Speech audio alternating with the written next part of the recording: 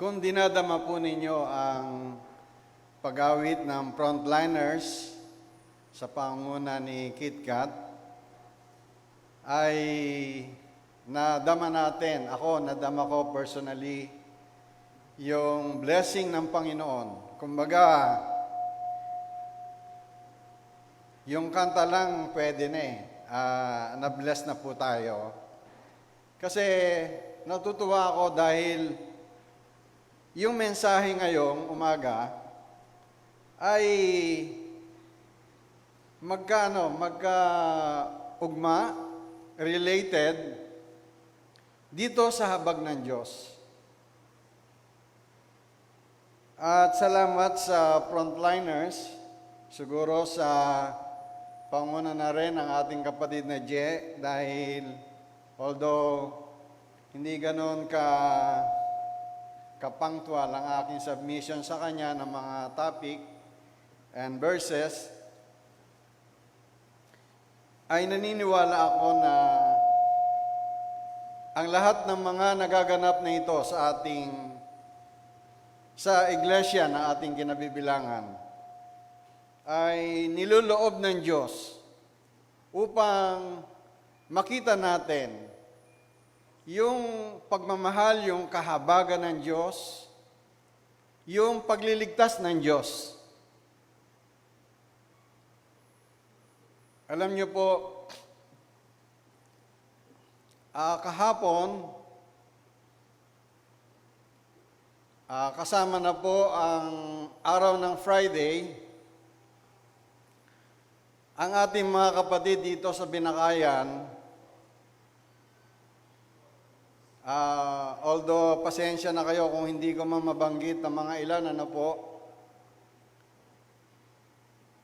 ang ating mga kapatiran doon po sa tahanan ng mga Aguilucho ay nagkaroon po ng pagre-repack ng mga relief goods na pinamamahagi po natin sa mga nasunugan dyan sa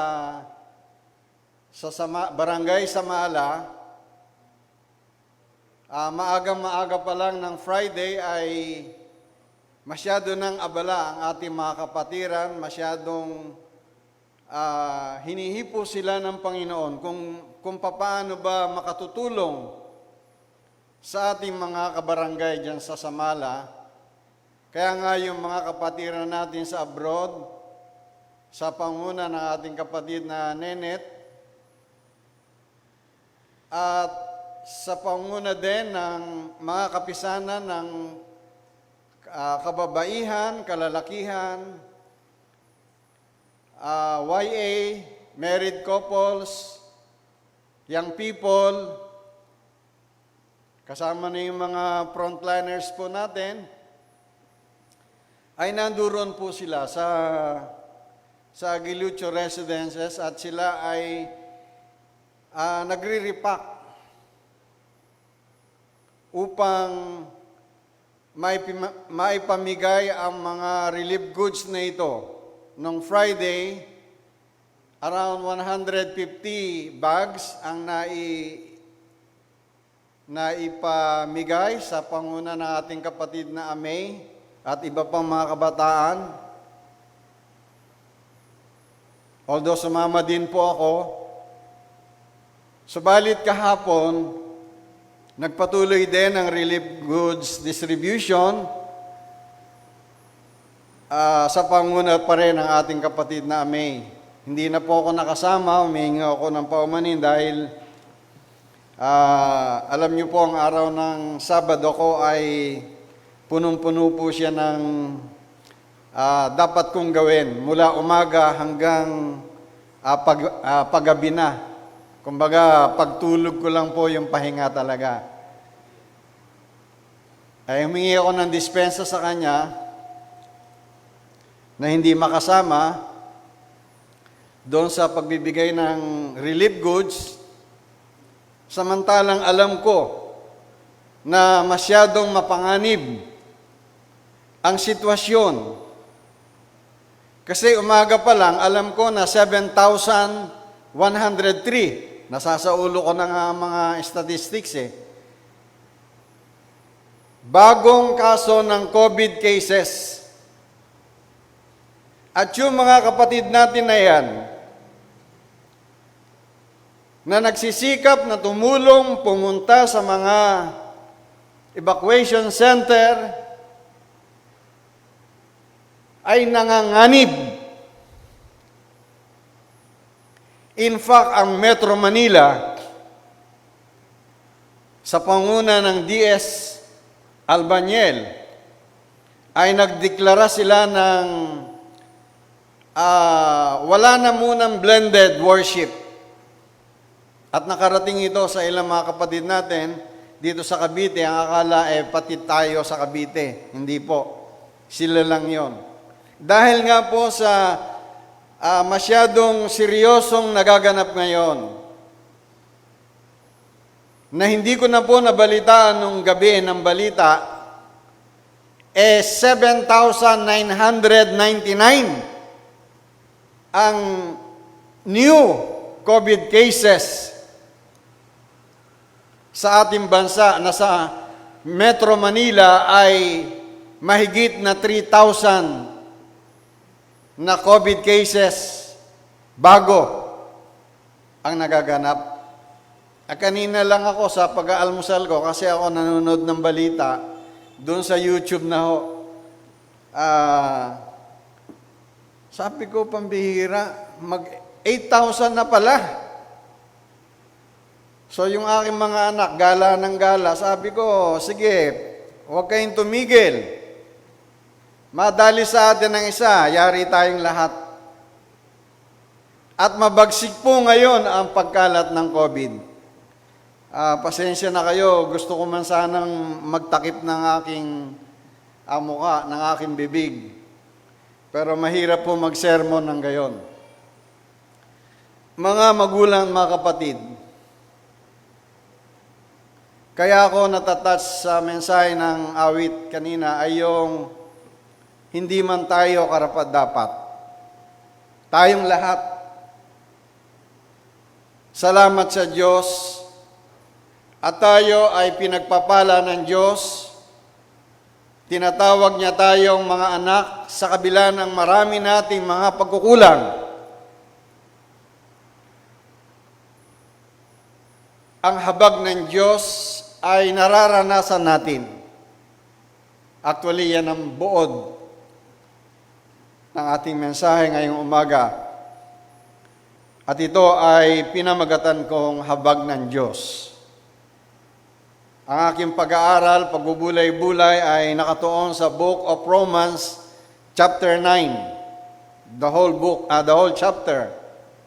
Although ang pinili ko lamang po ay Romans 9:6. Ang sabi riyan, maliwanag kung gayon na ang pasya ng Diyos ay nababatay sa kanyang habag at hindi sa kagustuhan at pagsisikap ng tao.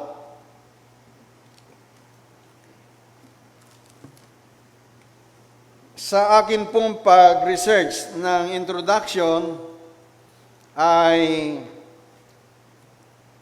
kasi ito na yung pinakamadali na introduction na iniisip ko, maikli, yung pagkuha ng mga mensahe ng mga awitin. And this time, kinuha ko po yung awit na nilikha ni Father Willie Villas, ang pamagat sa awa ng Diyos. Ang ibig sabihin din kasi ng salitang awa habag ng Diyos. Ang awa ay biyaya ng Diyos. Mayaman po ang salitang habag o mercy of God. Ang sabi sa kanyang lyrics, maging maawain kayo, katulad ng Ama. Yan ang habilin na iniwan sa atin ni Jesus sa pagsasalo-salo natin sa hapag ng pag-ibig. Habag nawa ang dumaloy sa atin sa mga dukhat maliliit. Sa awa ng Diyos, naway ating matutunan, magmalasakit, magpatawad at magmahalan. Yun na nga po yung kinuwento ko sa inyo kanina. Kasi kung hindi natin mahal ang ating kapwa, titiisin natin sila, magutom man sila o hindi. Pero dahil sa awa ng Diyos, na siyang ipinapadama sa atin ng Diyos, tayo man din, bagamat delikado ang panahon, hindi natin maiwasan na maipadama ang pag-ibig, ang pagmamahal ng ating Panginoon. Sa awa ng Diyos, naway ating matutunan, magmalasakit, magpatawad at magmahalan sa awa ng Diyos sa hapag ni Kristo. Pag-ibig sa mundo ating makakamit sa awa o sa habag ng Diyos. Ang aklat po ng Roma, ang recipient po nito ay halos mga hentil. Kokonti lamang po ang mga Hudyo. Kumbaga, minority lamang po sila doon. Although sa pagsulat po ni Apostol Pablo, ay dala-dala pa rin niya yung kanyang pagkahirang sa kanya ng Panginoon doon sa mga hentil. At siyempre, bahagi nito ay yung kinikilala ni Apostol Pablo na primarily ang pagliligtas, ang pagpapala ng Diyos. Kung babasahin natin ang unang chapter ng Book of Romans, ay una sa mga Hudyo. Ang sabi, pangalawa lamang sa mga Grego o sa mga Hentil. So dito ay makikita natin yung pangunahin na ang habag ng Diyos ay ibinibigay sa mga Hudyo. Bagamat nakasama na tayo doon sa habag ng Diyos. Hindi ko naisulat sa akin yung tema. Kaya pala hindi na ipaskel. Dito rin sa aking note, wala. Pero ang pinaka-team natin ngayon ay yung dahil sa habag ng Diyos ay tinawag tayo, hindi lamang ang bansang Israel. Pinili ang bansang Israel. Tinawag kasama tayong mga hentil upang maranasan po natin ang pagpapala, ang pagliligtas ng ating Panginoon. Tingnan po natin yung point number 1. Habag ng Diyos ang dahilan kaya pinili ng Diyos ang Israel. Doon muna tayo, bansang Israel. Ang sabi po rito, pwede niyong basahin ang Romans 9, verse 1 to 13, verse 27 and 28. Pero ang babasahin ko lamang po ay Romans 9, 4 and 5. Ang sabi rito, sila'y mga Israelita na binigyan ng Diyos ng karapatang maging anak niya. Ipinakita rin niya sa kanila ang kanyang kalwalatian. Sa kanila nakipagtipan ng Diyos, yung Abrahamic covenant na tinatawag. Sa kanila rin ibinigay ang kautusan.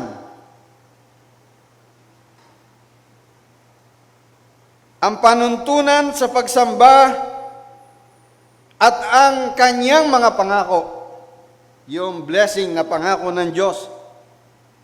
Sa kanila rin nagmula ang patriarka. Abraham, Isaac, and Jacob, kasama po ang 12 tribes. Yan ang mga patriarka. Sa kanila nagmula ang Kristo, ang kataas-taasang Diyos. Yan ang hindi nababasa ng iba, na si Kristo ay hindi tao lamang, kung hindi siya ay Diyos na nagkatawang tao. Yan yung mabigat na verse na hindi nababasa ng ilan, na si Kristo ang kataas-taasang Diyos. Nagmula po sa kanila. Yan yung pagpapala ng Diyos sa bansang Israel. Pero bago sila piliin,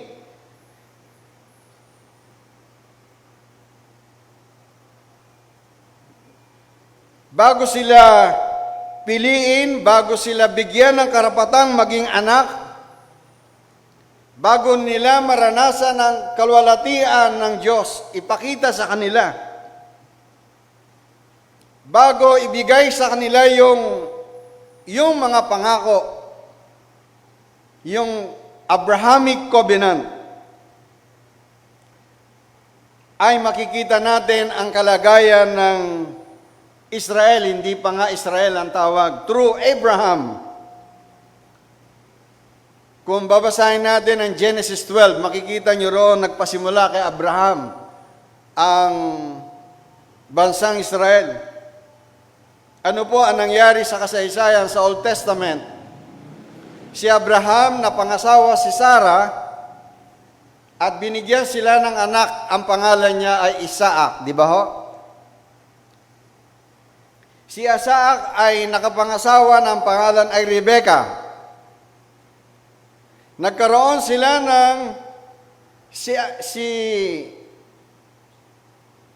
nagkaroon si Isaac ng anak, ang pangalan ay Esau at Jacob. Hindi pa man isinisilang yung mga anak ni Isaac, meron ng sinabi sa kanila ang Panginoon. Yung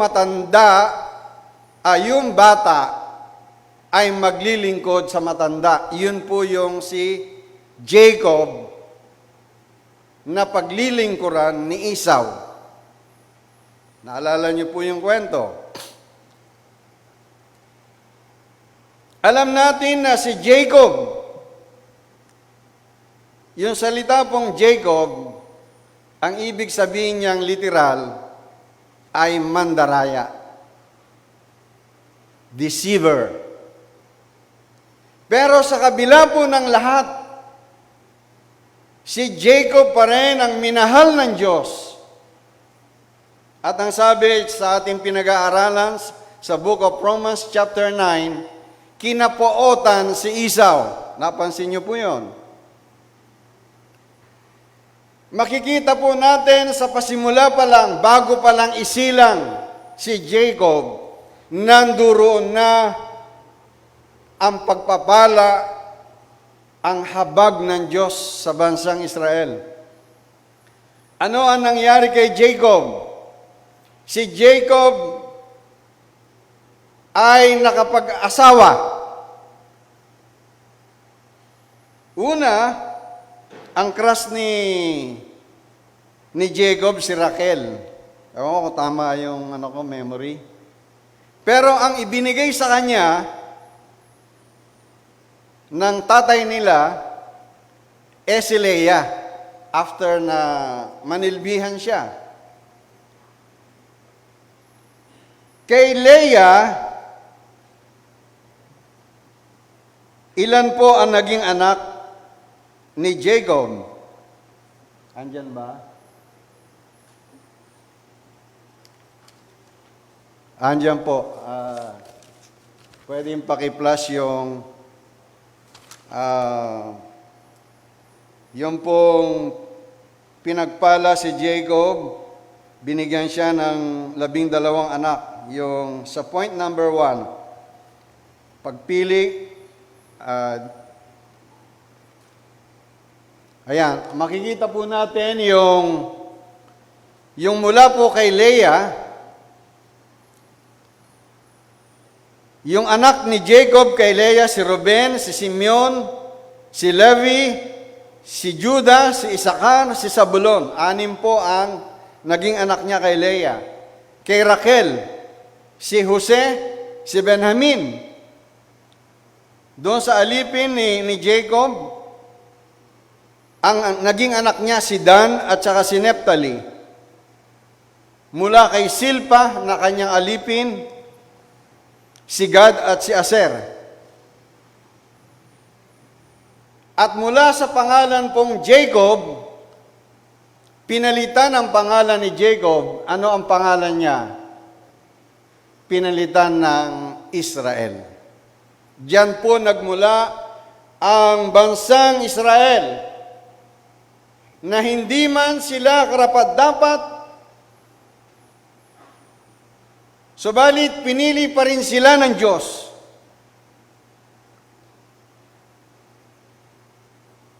Sa kabila ng lahat ng ginagawa ng mga Israelita. In fact, kung mabasahin nyo nga ang chapter 9 ng Book of Romans, makikita ninyo sa kanila na konti lamang ang natira at konti rin lamang ang naligtas.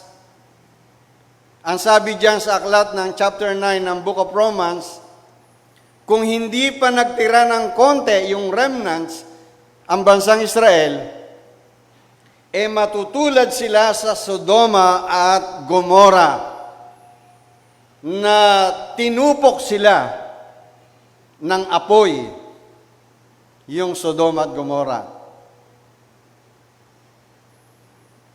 Ano po ang gusto kong dalhin sa ating lahat ngayon, sa ating aplikasyon? Ba't hindi po gumagalaw ang ating slide?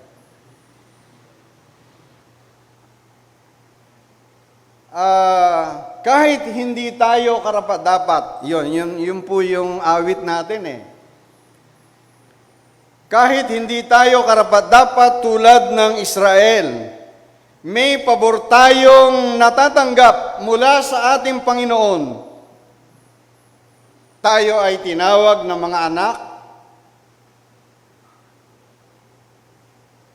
At sa atin pong mga buhay, nararanasan natin ang pagpapala ng Panginoon because of His mercy, because of His grace.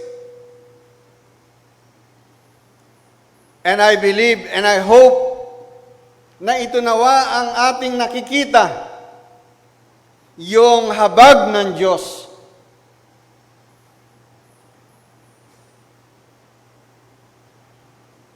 Alam nyo, sa totoo lang,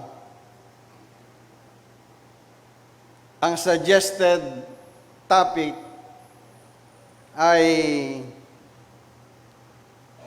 hindi ko po pinag-aralan. Ang pinag-aralan ko po ay ito, kasi nga nagtuturo din po ako sa IBC ngayon. Gusto kong, bago ko ituro ang chapter 9, ako muna ang matuto. At dito po sa chapter 9, ay nakita ko ang habag ng Diyos. Kasi po ako bilang tao din, katulad nyo,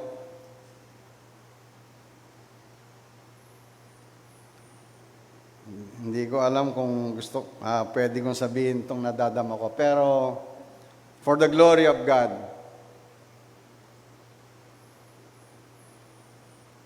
likas naman sa atin, sometimes, at ito yung 3 basic needs ng tao. Hindi ko lang alam yung ikatlo, no? Ang 3 basic needs ng tao ay madaman niya sa kanyang sarili na mahal siya. Di ba yun ang gusto natin? Madaman natin na tayo ay minamahal.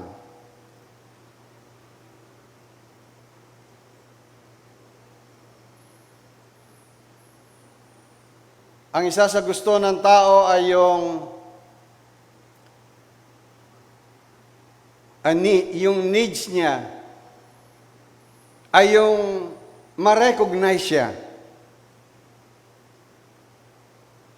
Yung pangatlo, hindi ko na po alam. Pero 3 yan 3 basic needs. Kasi malilimutin na po ako eh.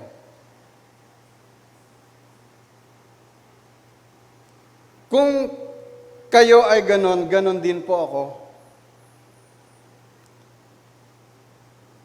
Pero, ipinakita ng Diyos sa akin, anak, kaya ka lamang nag-i-exist ngayon, kaya ka lamang nakapagpapatuloy sa ministeryo na ipinagkaloob ko sa iyo, ay dahil lamang sa aking habag. At para hanapin mo pa ang sarili mo, sa akin, sinabi ko, sapat na yung makita ko na kinahabagan lang ako ng Diyos. Kaya ako nandirito.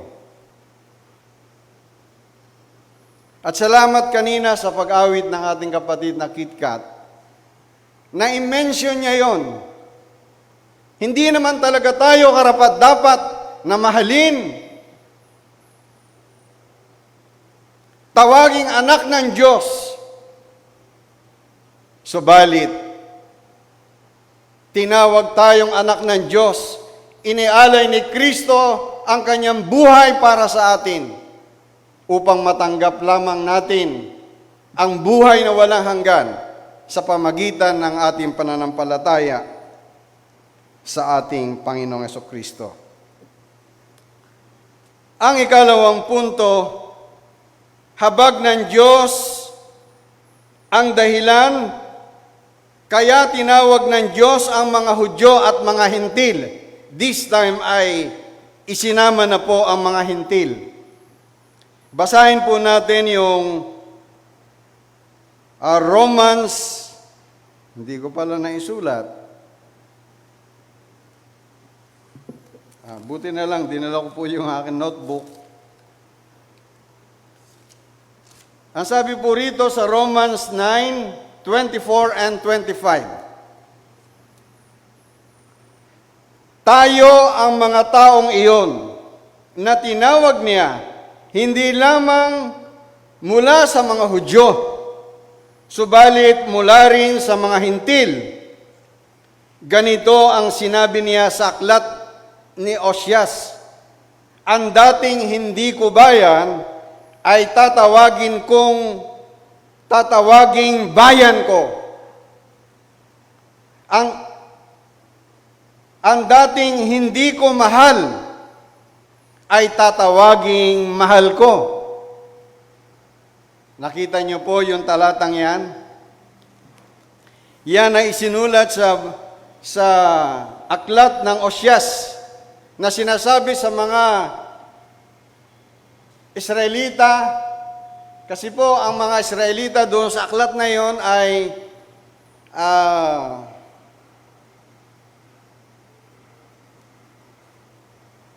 si Gomer, kung hindi ako nagkakamali, itong mahirap sa senior citizen, ay nakapangasawa ng babaeng prostitute, na ang pakahulugan ng babaeng prostitute doon ay nakikipagtalik siya sa mga lalaki, na ang paliwanag ng Book of Osyas o Hosea, ang bansang Israel ay sumasamba sa mga Diyos-Diyosan. At sa kabila po ng lahat ng kasalanan ng bansang Israel, minahal pa rin ni Gomer yung kanyang asawa. Ang Book of Hosea ay nagpapakita ng walang hanggang pagmamahal ng Diyos sa bansang Israel, bagamat ang ugali ng bansang Israel ay masyadong pasaway, matigas ang ulo. Katulad din natin na mga Pilipino, mga pasaway, ang paboritong gawin ay gumawa ng kasalanan. Pero sa kabila po ng lahat, tinawag tayo na dating hindi mahal, mahal na tayo ng Panginoon. Na dating hindi bayan, ngayon ay bayan na tayo ng Diyos. Di ba napakaganda? Kung bubulay-bulayin nyo lamang po yan, ay makikita natin yung kahabagan ng Diyos na tayong mga hintil na nung una, base sa mga pagbabasa po namin sa pag-aaral ay ang pagliligtas, ang pagpapala ng Diyos ay intentionally para sa mga Hudyo lamang.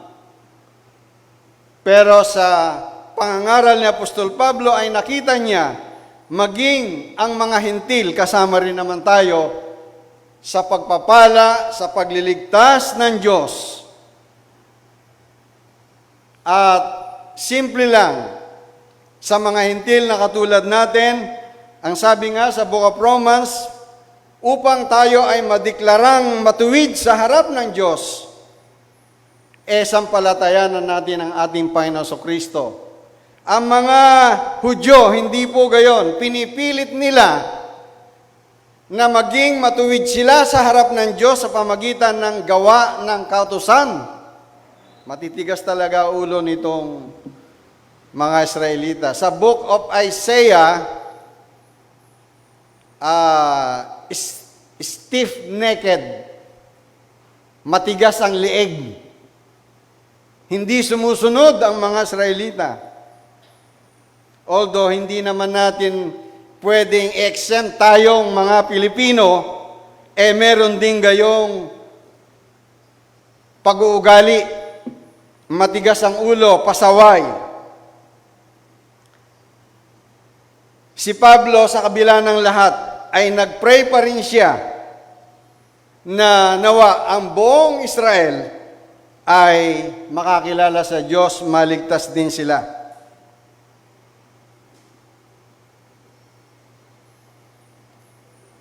Sa buhay po ng mga Israelita ay merong ginamit na emperador ang ating Panginoon. Sa Book of Ezra, ang sabi po ron sa Ezra, chapter 1 po ito, hindi ko lang nakuha. Sa mga unang talata, gusto kong basahin ito. Ang sabi, ito ang utos ni Emperador Ciro ng Persia.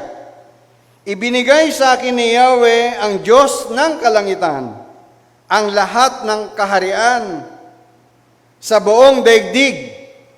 Kasi po ang Persia ang siyang tumalo sa Babylonian Empire.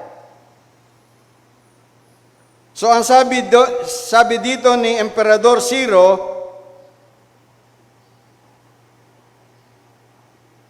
ibinigay ni Yahweh ang lahat ng kaharian sa buong daigdig. At inatasan niya ako, sabi ni Emperador Ciro, na ipagtayo ko siya ng templo sa Jerusalem na nasa Huda.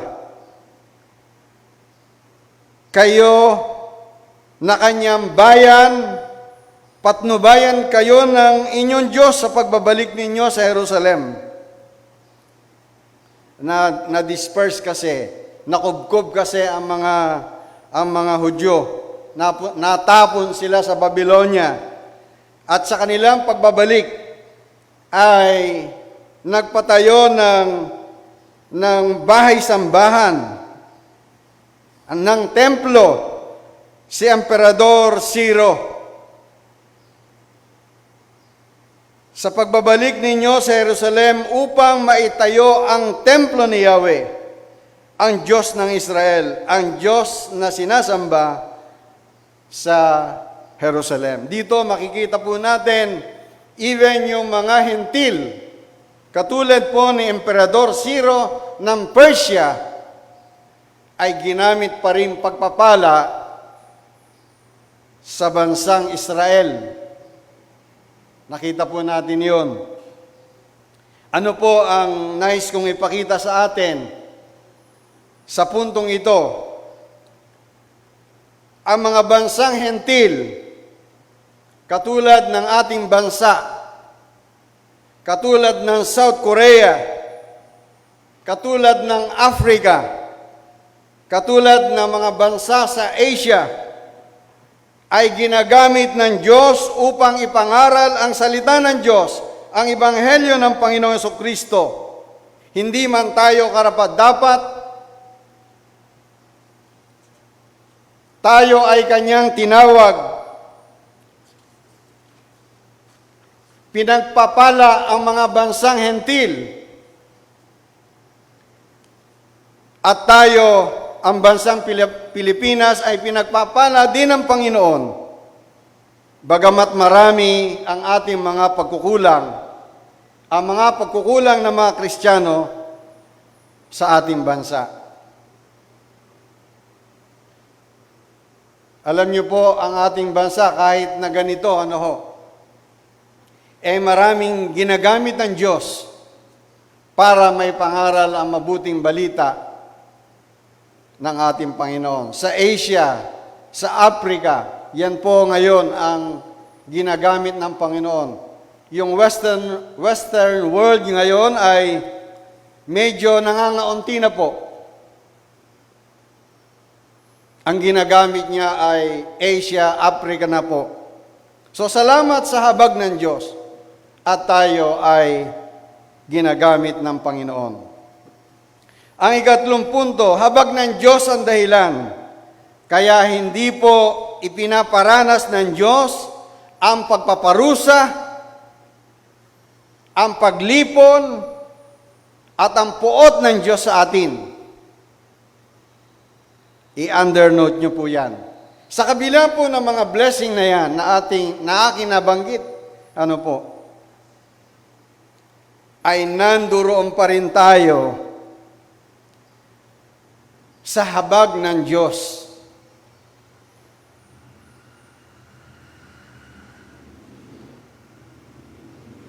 Gusto ko lamang pong basahin muna ang Romans 9:22 and 23. Ang sabi rito, kaya kahit nais nang ipakita noon ng Diyos ang kanyang puot at ipakilala ang kanyang kapangyarihan, buong tiyaga pa rin niyang pinagtitiisan ang mga taong dapat sanay parusahan, lipulin.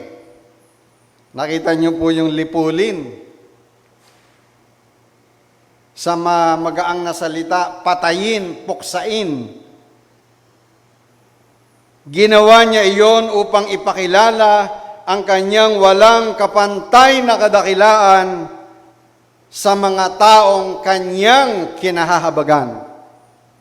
Nakita niyo po yon, napakabuti po ng ating Panginoon. Hindi niya pa ginagawa yung ginawa niya sa Sodoma at Gomora. Ang Sodoma at Gomora ay a city that was destroyed because of its wickedness. Natira si Lot at ang dalawa niyang anak. Yun sana magiging manugang ni Lot.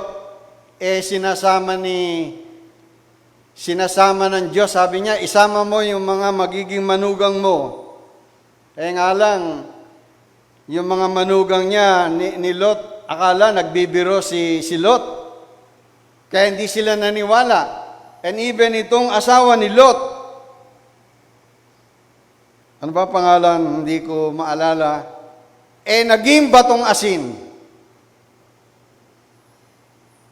Kasi lumingon siya. So parang tatlo lang ang natira sa kanila. Kasi tinupok ng Diyos ang Sodoma at Gomora. At sila ay napunta lamang sa isang maliit na area. At doon sila ay naligtas. Ngayon, ano po ang aplikasyon natin dito? Ano ang pwede nating makita na tayo sa ating bansa, ang bansang Pilipinas ay under COVID pandemic ngayon. At talagang sobra yung ating pag-aalala. Ang sabi ng Okta Research Group ay aabot 8,000 to 11,000 a day ang mga new COVID cases kung hindi magbabago ang approach ng ating bansa. Nagkakatotoo po ang statistic ng Okta Research Group. Dati, hindi nila pinaniniwalaan. Sabi ng Okta, magiging 5,000 to 8,000 to 11,000. O, ayun na nga po, 8,000 na kahapon. Pero ang sabi sa atin ng Panginoon, hindi pa rin tayo nililipol ng Diyos. Hindi pa rin pinararanas ng Diyos yung kanyang puot sa atin. Pero nag-aalala na tayo. Ang sabi ni Habakuk, yung isang devotional ko na umaga, kasama ang mga kalalakihan, ipinakita ng Diyos kay Habakuk kung ano ang daranasin ng bansang Israel, kalunos-lunos ang kanilang sasapitin. Nanginig na nga si Propeta Habakuk. Pero ano ang sabi ni Habakuk? Magalak tayo sa Panginoon. Magalak pa rin tayo sa Panginoon sapagkat Siya ang magliligtas sa atin. Hindi niya tayo pababayaan. Hindi tayo pababayaan ng Panginoon. At yun po ang sinasabi ko sa atin. Bagamat nakakatakot na ang nagaganap sa mundo at sa ating bansa, sa awa ng Diyos, sa habag ng Diyos, at nawa iyon ang makita natin, mga magulang at mga kapatid, ang kahabagan ng Diyos, lumapit tayo sa Kanya. Kung hindi, mga magulang, mga kapatid, katulad ng Sodoma at Gomora, saglit lang po tayo. Kaya po, mga magulang, mga kapatid, at sa buong mundo, sana po itong mensahe natin ito marinig ng mga tao sa buong mundo. Nang importante ngayon ay magbalik loob ang tao sa Diyos. Na hindi naman tayo dapat karapat-dapat. Pero ang Diyos mahabagin. At sinasabi ko, ang pinakasolusyon sa ating mga problema, bagamat nakakatulong ang mga bakuna na yan. Although sinasabi na kahit nabakunahan ka, magkaka-virus ka pa rin pala. Sa loob-loob ko lang, nagre-react ako bakit pa magpapabakuna? So makita po natin, ang bakuna hindi pa rin absolute solution sa ating problema. And I say, the ultimate solution sa problema ng tao, whether pandemic, or any problem, the solution is none other than the Lord Jesus Christ. Kaya manalig tayo sa ating Panginoon. Lumapit tayo sa pamagitan ng panalangin. Ang Diyos ay mahabagin. Although kasama sa habag ng Diyos, wag naman natin kalimutan yung sarili nating pag-iingat. Kaya nga, saludo ako sa mga frontliners, sa mga doktor, sa mga kapatid natin na sa kabila po ng pandemic na ito, na masyadong dangerous ang kapaligiran, ay nanduroon pa rin sila, naglilingkod sa mga taong ito.